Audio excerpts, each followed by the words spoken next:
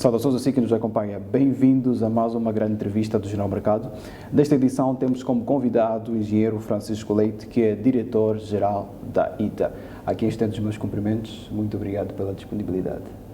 Nós é que agradecemos essa disponibilidade do Jornal Mercado para dizermos algumas considerações, não só sobre a ITA, mas também um bocado sobre o nosso grupo, o Grupo Paratos, que é um grupo interafricano, sobre o qual também acho que falaremos aqui alguns aspectos sobre ele. Muito bem, falou mesmo do Grupo Paratos, que faz parte, no fundo, que a ITA faz parte, ou a ITA fundo do Grupo Paratos. A ITA vai sofrer uma alteração, vai passar a chamar-se ITA Angola, ou Paratos Angola. Entretanto, nós gostaríamos de saber, a ITA está há 18 anos em Angola, por que da mudança deste nome?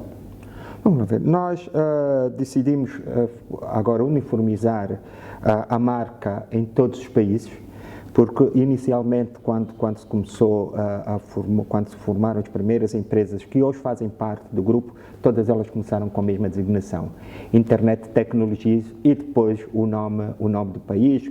A primeira foi literalmente a nossa em Angola como Internet Technologies Angola, ITA. Mais ou menos na mesma altura foi Internet Technologies Namíbia e posteriormente Internet Technologies Botsuana. Mas depois, por uma questão de estratégia do próprio brand e de estratégia de mercado, decidiu-se fazer um rebranding nesses países já há alguns anos para Paratos. Em Angola, dada a posição que a ITA tinha naquele momento e a própria estratégia de consolidação do mercado, e até porque, eu digo sempre, repito isso frequentemente, ITA em português soa bem, não é como ITZ ou como ITN, decidimos deixar a marca ITA até um estado mais maduro de consolidação do mercado. Neste momento temos a marca ITA consolidada no mercado angolano, então decidimos uniformizar essa marca com o resto do grupo, até para termos esse alinhamento total com o grupo do qual nós somos parte fundadora até do próprio grupo. Muito bem, como é que está a correr esse processo do rebranding então para Paratos Angola? Olha, é um processo que já vem decorrendo na realidade há algum tempo, há mais de um ano, com pequenas ações, principalmente a começarmos na própria divulgação interna para fazermos perceber os nossos próprios colaboradores, em primeiro, o que é isso da mudança de nome, que não se trata na realidade, o que é o rebrand, que não se trata de uma nova empresa, mas trata-se simplesmente de uma nova marca como tal. Fizemos uma série de eventos internos, hoje os nossos colaboradores já percebem exatamente o que é que se pretende, para que não se cause confusão, que não se cause mal entendidos dentro daquilo que é a nossa própria estrutura, do ponto de vista, e depois passamos para o externo, nomeadamente para os nossos parceiros, para os nossos clientes, para os nossos fornecedores. Temos vindo a fazer várias campanhas, várias divulgações, vários fóruns onde vamos passando essa mensagem. É um processo que dura há algum tempo. Estamos neste momento numa fase crucial desse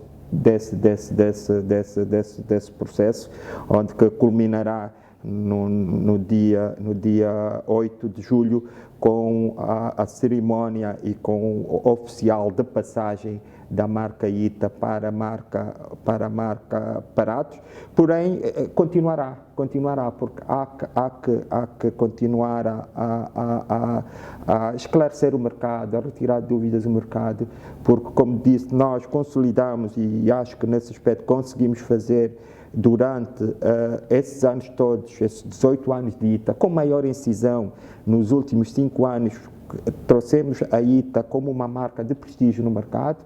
É essa percepção que nós temos do feedback que recebemos do mercado e, portanto, essa passagem tem que ser feita com muito cuidado para não perdermos os ganhos e todo o valor que a marca ITA nesse momento tem e que se transforma apenas numa passagem e posicione a marca Paratos em Angola no mesmo nível que temos neste momento a marca ITA. Essa mudança vai representar também mudança de estratégia ou o mesmo alinhamento vai continuar enquanto ITA para a Angola? Na realidade, há uns anos que nós já nos vimos alinhando com aquilo que são a própria estratégia e a própria visão do grupo. Deixa eu aqui dizer que a visão do grupo, Parados como tal, é construir em África uma infraestrutura de telecomunicações e tecnologia de informação que catalisem a inclusão social dos países africanos. Portanto, e tem sido o principal driver de todos os investimentos que a ITA vem fazendo ao longo dos anos. Obviamente que a mudança da marca consolida a nossa posição dentro do grupo, mas por outro lado também traz-nos outro posicionamento naquilo que é o mercado. Abre-nos maiores horizontes, não só internamente, mas principalmente naquilo que é a nossa estratégia de internacionalização e de consolidação dentro de uma rede que é uma rede africana, que é uma rede de aparatos, naturalmente. Isso por um lado. Por outro lado, traz-nos também outras valências, tal como maior poder negocial, por exemplo, com os nossos fornecedores, porque nós, negociando como grupo, no volume e até utilizando o próprio prestígio que o grupo hoje tem e a própria capacidade financeira total que o grupo tem, portanto, permite-nos uma melhor posição negocial com os nossos parceiros, permite-nos também uma melhor exposição em termos daquilo que são clientes globais, como, por exemplo, redes de supermercados, que não vou aqui citar nomes, que operam nos vários países da África, redes bancárias que operam nos vários países da África, redes de distribuição, por exemplo, de correios que operam em vários países da África. Isso permite negociar isso em termos de grupo, dá-nos muito mais poder, muito mais possibilidades de trazermos esse negócio e partirmos isso no que diz respeito à Angola. Estamos a falar mais ou menos de quantos países o Grupo Paratos está representado?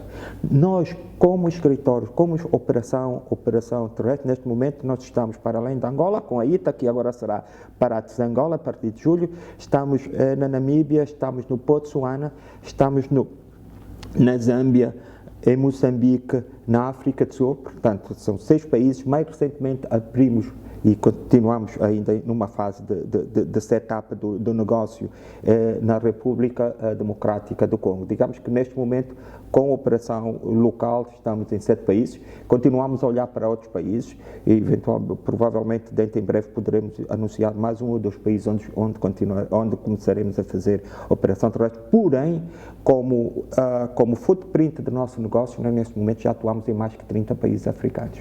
Muito bem, já opera em mais de 30 países africanos, mas citou aqui países como Namíbia, Botsuana e África do Sul, que certamente têm já um setor de telecomunicações mais bem avançado em relação ao setor angolano.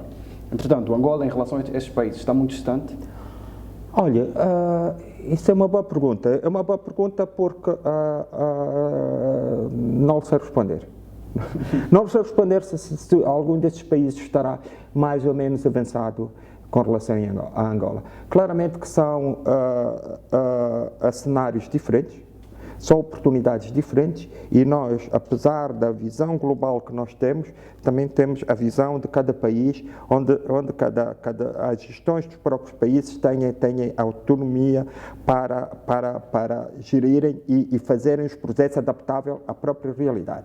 Isso quer dizer que, por exemplo, a Namíbia tem as suas particularidades. Se nós olharmos para a Namíbia com um território bastante extenso, com uma população de cerca de 5 milhões de habitantes,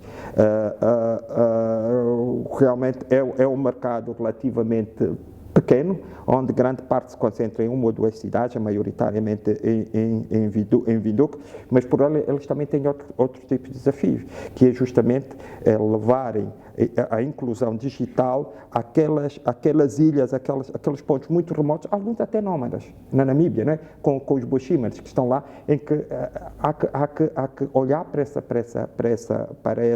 franja também da população. Estamos aqui a falar em África. Na Zâmbia é outro contexto,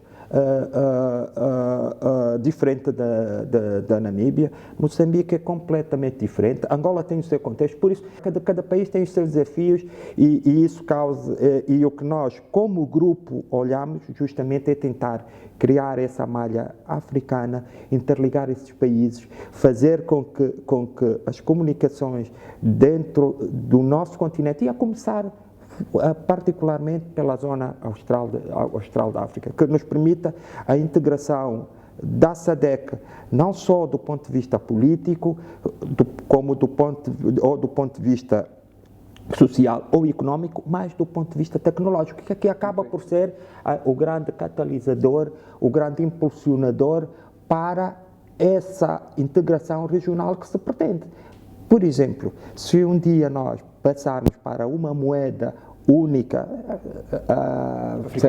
africana, ou aqui na nossa zona austral, ou para o controle migratório, por exemplo, mais aberto, ou para uma isenção de taxas e controle alfandegário mais uniforme lá aqui na nossa zona. Isso só será possível se nós tivermos plataformas comuns, se nós tivermos comunicação que seja suportada no mesmo tipo de malha. E nós, como Grupo Paratos, temos essa visão, temos esse propósito de ajudar a nossa região e de ajudar a África na construção de uma infraestrutura consolidada que permita o desenvolvimento do nosso continente. Muito bem, falou do desenvolvimento e dos desafios do continente africano. Entretanto, para Angola, quais são os principais desafios? Continuamos com muitos desafios em Angola. Continuamos com muitos desafios. Há bocadinho, na pergunta anterior, eu de facto realcei em alguns aspectos nós demos passos interessantes e demos. Temos que aqui dizer que nós, no ramo das TICs, demos passos muito interessantes ao longo, principalmente no período pós-guerra de 2002 para frente, e temos vindo a dar esses passos cada vez mais assertivamente. Cometemos algumas erros de percurso ao longo, principalmente no que diz respeito a investimentos, mas o facto é que hoje nós estamos já bastante dependentes daquilo que é alguma base de telecomunicações e tecnologias de informação que nós hoje temos no país. Basta pensarmos no que foi o efeito durante a pandemia. Portanto, conseguimos, apesar de tudo, manter operacional alguns serviços de forma remota. Basta pensar, por exemplo, no setor de finanças e da banca, com uma série de pagamentos que hoje são feitos utilizando a tecnologia. Porém, e indo mais diretamente à sua pergunta, nós temos, de facto, ainda alguns desafios. Um dos grandes desafios que nós temos é continuar a construir estrutura no país. Nós continuamos com um país bastante litoralizado, e a litoralização da Angola não é só no que diz respeito à infraestrutura de telecomunicações, mas no geral em todas as infraestruturas. Certo, temos aqui uma concentração de investimentos na província de Luanda. No geral, no litoral, se olharmos para Cabinda, um bocado até devido à própria especificidade do negócio do oil and gas, depois olhamos para Luanda, olhamos para a Benguela, para o Lubango, e depois estamos, que não é litoral, mas porém nós depois estamos a falar do Namibe, e talvez haja aqui mais alguma exceção se olharmos para o Ambo. Mesmo assim, o Ambo continua a crescer bastante de infraestrutura. Obviamente que os investimentos iniciais são catalisados para zonas economicamente mais apetecíveis, se assim podemos dizer, principalmente empresas de caráter privado. Qual é o grande desafio? O grande desafio que hoje temos é criar-se incentivos para que empresas como a ITA, como a Paratos, Angola, brevemente, possam realmente sentir-se mais motivadas em investirem nas zonas mais remotas de Angola, onde eventualmente do ponto de vista de retorno de investimento, não sejam zonas tão apetecíveis. Esse é um desafio. E o desafio aqui passa, por exemplo, também numa melhor distribuição ou numa melhor utilização daquilo que é o próprio Fundo de Desenvolvimento das Comunicações, que existe formalmente, mas que na realidade não vemos grande retorno para os operadores deste fundo que é criado. Outro tipo de desafio, e agora falando um bocado até do ponto de vista da regulação, pode ser, portanto, incentivo até sobre as próprias taxas e licenças que os operadores pagam no caso, o regulador, o INACOM. Portanto, e temos que olhar para o país nesse sentido, no sentido de motivarem, principalmente o setor privado, em investirem mais e mais em zonas onde, eventualmente, numa primeira fase, são zonas de baixo retorno de investimento. Mas não são só esses os desafios que nós temos. Nós temos o próprio desafio de quadros, por exemplo, em muitos setores, ainda, em alguns, ainda temos que recorrer à mão de obra estrangeira, porque não temos quadros ainda com experiência e qualificação suficiente para desenvolverem, para instalarem e depois para fazerem a operação de algumas redes. O nosso próprio sistema de ensino, no geral, voltado para as tecnologias, terá que ser, do meu ponto de vista, repensado e refeito no sentido de um foco mais direto naquilo que são as necessidades da empregabilidade no setor das tecnologias no país. Muito bem. Falando de quadros nacionais, como é que estamos em termos então de quadros que operam ou que trabalham na ITA? Olha, expatriados, a maior parte são angolanos? Não, a maioria esmagadora é angolana, angolana jovem. A maior parte deles começaram aqui sem experiência nenhuma. Nós fomos dando formação formal, informal, on-job. Hoje nós temos um quadro de jovens angolanos bastante competentes, mas como eu atrás referi, não conseguimos colmatar todas as nossas necessidades de quadros apenas com o mercado angolano. Nós continuamos a recorrer a alguns expatriados em algumas áreas específicas, mas sempre na perspectiva de a curto e médio prazo irmos formando angolanos e irmos substituindo paulatinamente esses quadros expatriados, esses quadros estrangeiros que atuam na nossa empresa. Sim, a ITA cumpriu com a premissa de ligar o país em rede de fibra óptica? Se me perguntar se a ITA atingiu, por exemplo, ano passado, o seu plano estratégico para aquilo que era a sua visão, sim, digamos que em grande parte nós cumprimos com aquilo que era a nossa visão de estratégia, que era chegarmos às 18 províncias do país, chegarmos à fronteira norte, e com a RDC e chegarmos muito próximo, neste momento já, da fronteira leste, muito próximo, é como se diz, fazermos 1000 quilómetros dos 1300 quilómetros que nos faltam chegar ao Luau, portanto chegamos nesse momento ao Luena. Se olharmos nessa perspectiva, nós podemos dizer que sim, porém o país precisa de muito mais para estar ligado. O país não se resume às capitais de província, o país resume-se a uma extensão de 1.246.700 km² de angolanos que precisam de ter a tecnologia, que precisam de estar digitalmente integrados na nossa sociedade, porque só assim é que nós vamos construir. E alinhado com aquilo que é a visão de grupo do Grupo Parados, que é de construir uma infraestrutura em África que catalisa a inclusão digital dos africanos, nós também pretendemos continuar a investir em Angola. Chegamos agora a 18 províncias, vamos continuar a investir em redes de fibra óptica, em outro tipo de infraestrutura, que deem, de facto, que permitam os serviços cada vez mais próximos dos cidadãos. Nós começamos inicialmente com foco no mercado corporativo, onde hoje temos uma posição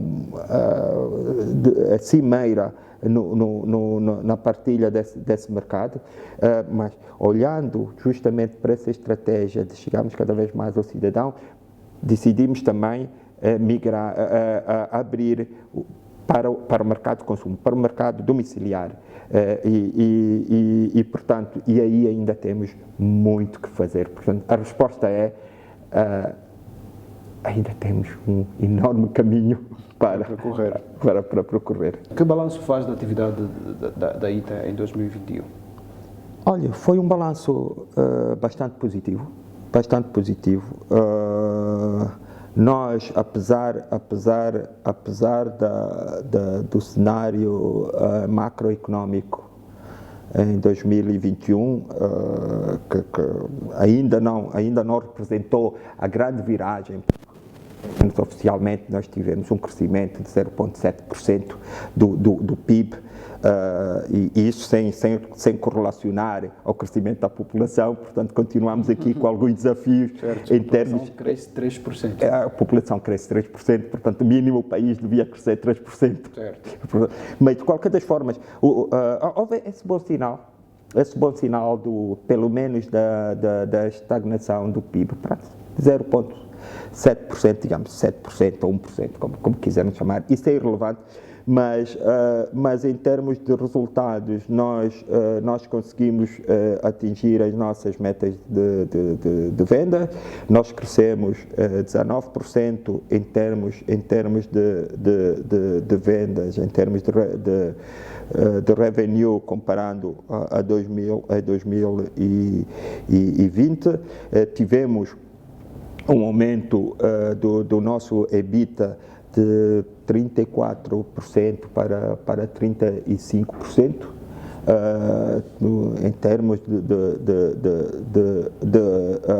de gross profit, nós crescemos de 16% para 24%. Pronto, os nossos resultados de negócio encorajaram-nos muito esse ano, e nós pensamos que isso só foi possível como resultado da nossa estratégia de investimento e de reinvestimento, e também da estratégia de nós termos adotado critérios de gestão cada vez mais dentro daquilo que são as melhores práticas de gestão, as melhores práticas de gestão empresarial e de governança empresarial, com processos, com procedimentos, com automação dos nossos processos internos, que nos permitiu melhorarmos aquilo que é a rentabilidade do nosso negócio, controlar melhor os nossos custos, e por outro lado, em termos operacionais,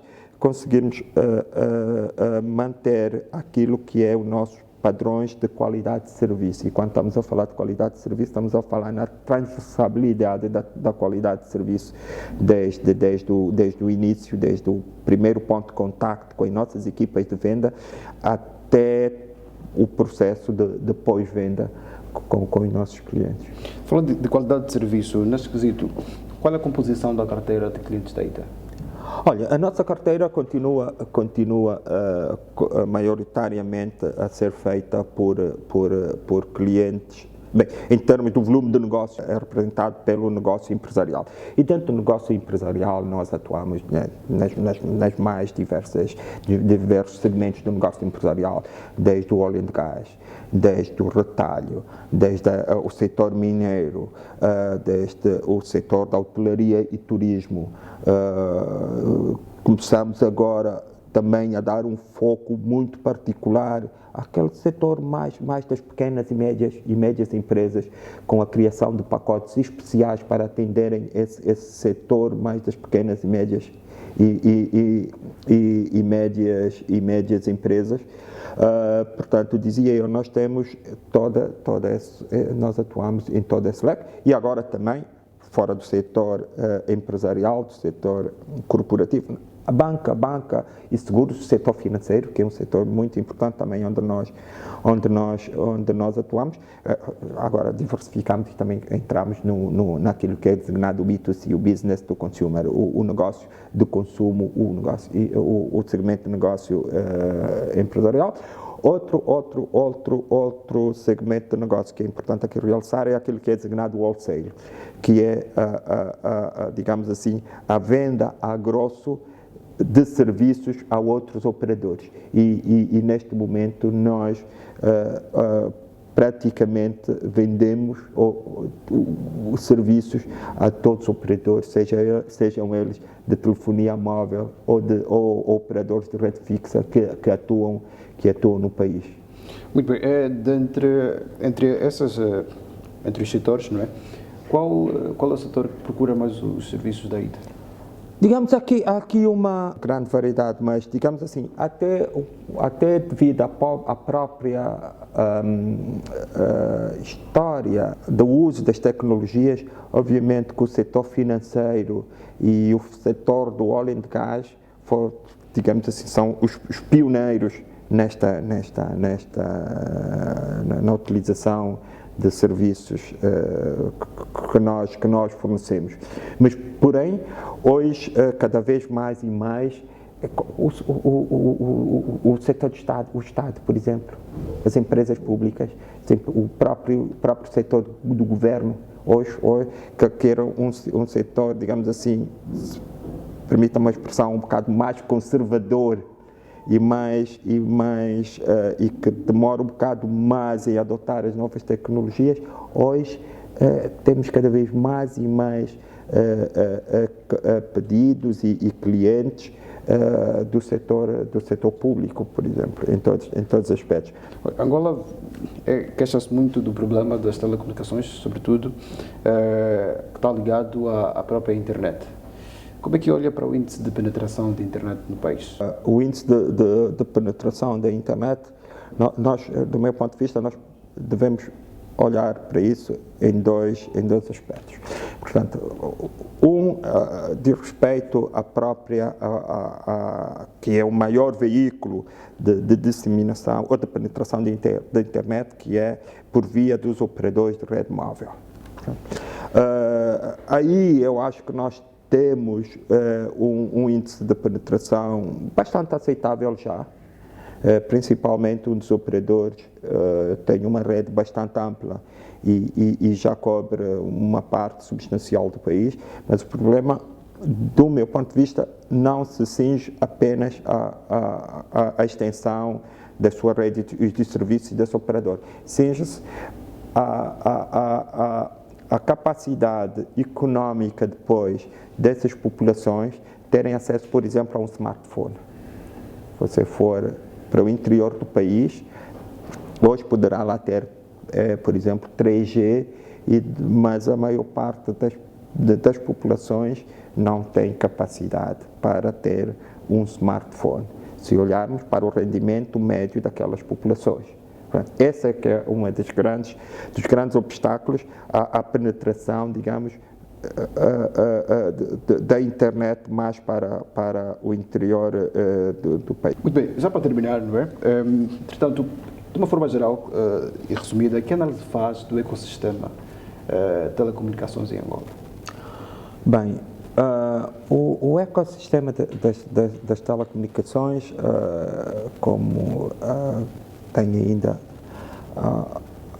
alguns passos que precisam de ser dados. Fez-se um bom trabalho, penso eu, do ponto de vista da regulação. portanto, a regulação e é de dar-se aqui uma boa nota a toda a legislação que o regulador trabalhou e publicou e que começou a implementar, por exemplo, uma delas foi a própria segmentação de licenças de operadores, por exemplo, que permitiu a entrada de um quarto operador na telefonia móvel. A regulação, por exemplo, sobre a partilha de infraestrutura, enfim, tem sido feito um trabalho de mérito relativamente à regulação, porém existe ainda um gap em alguns aspectos naquilo que são a legislação e a prática. Há aqui que se fazer algum trabalho no sentido de se meter em prática alguns aspectos da própria legislação. Porém, dizia eu, isso é a base para realmente alinharmos alguns aspectos do ecossistema. Outra questão aqui que faz sentido nós olharmos é sobre o próprio mercado, do ponto de vista daquilo que é a competição, a concorrência no mercado. Pensamos nós que o próprio Estado, um bocado também devido ao histórico do monopólio do Estado em alguns setores, ainda mantém alguma relutância e alguma influência em alguns setores, o que posiciona-se por um lado como regulador, como árbitro, mas por outro lado também como jogador, e isso para empresas posicionadas como nós, com capital inteiramente privado, não nos parece que seja totalmente fair, se assim podemos dizer. Portanto, há que melhorar também, há que se fazer melhorias nesse aspecto. Sobre o ponto de vista daquilo que é estrutural, há que olhar um bocadinho mais, e aí é uma visão que o Estado tem que ter naquilo que é a estratégia para realmente disseminar o acesso às tecnologias pelo país. Isso começa, por exemplo, pela própria política de preços, pela própria política dos acessos aos cabos internacionais, pelos incentivos que já foquei atrás, enfim. São incentivos fiscais. Há vários tipos de incentivos, por exemplo, a operacionalização do Fundo de Fomento às Telecomunicações, incentivos fiscais. Portanto, há aqui algum trabalho, alguma materialização daquilo que até está espelhado no livro branco das telecomunicações, mas que nos parece que está ali em papel, mas há necessidade de haver uma maior incidência para se materializar aquilo que são as intenções para realmente chegarmos e construirmos o grande sonho que é transformar Angola numa real hub de dados em África. Muito bem. Queremos então transformar Angola numa real instituição, um grande país em termos de telecomunicações de África, não é? Muito obrigado, engenheiro Francisco Leite, diretor-geral da ITA, pela disponibilidade em dar a entrevista ao Jornal Mercado. Nós é que agradecemos e estamos sempre dispostos a contribuir. Muito obrigado. Muito bem. Damos então por encerrada essa grande entrevista com o diretor-geral da ITA, que a partir de julho próximo passará a se chamar Paratus Angola. Até a próxima edição.